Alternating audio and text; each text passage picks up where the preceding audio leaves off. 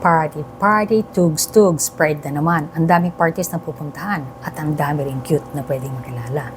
Yung mga club owners, panay ang lagay ng Pride flag para malaman mong welcome ka doon. Welcome, pero ang tanong, safe ba? Of course, in fairness to club owners, ginagawa naman lang lahat para ma-ensure na safe ang mga kliyente. Pero, aminin rin natin, hindi naman lahat na nagpupunta sa Pride ay alay or may busilak na damdamin. Nandyan pa rin ang risk na may magsasamantala or gagawa ng karahasan.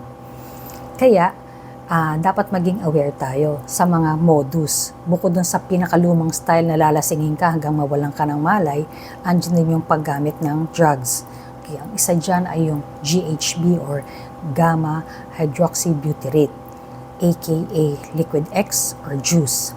Andyan din yung Rohypnol o forget me pill at ketamine, vitamin K, KitKat, Cat Valium, Special K, yan ang mga katawagan sa kanila.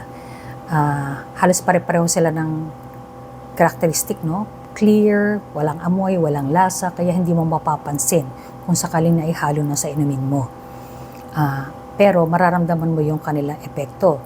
Halimbawa, pwede ka magkaroon ng hallucination, kung saan may mga bagay na wala naman sa paligid mo, pero nakikita mo o nararamdaman mo.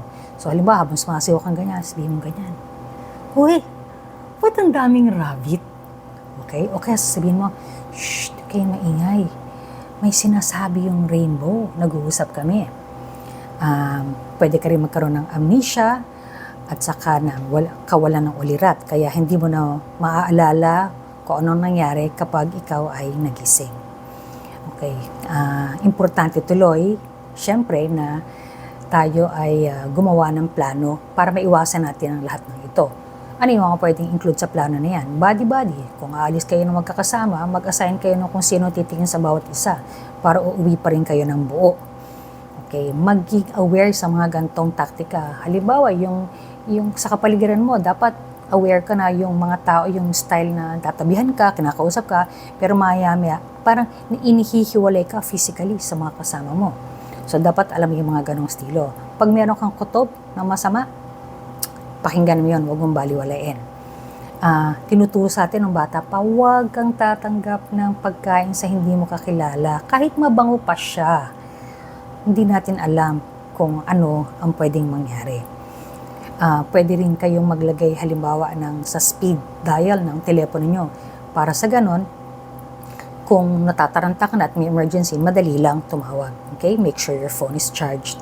O kaya pwedeng meron kayong designated place kung saan kayo magkikita-kita at saka anong oras kung sakaling merong mawala ng charge or telepono o whatnot. Kasali sa Pride ang responsibilidad ng pag-iingat sa sarili. Habang inilalaban natin ang karapatan natin maging ligtas sa karahasan, may araw-araw din tayong pag-iingat na kailangan gawin sa ating katawan, isip, puso at kaluluwa.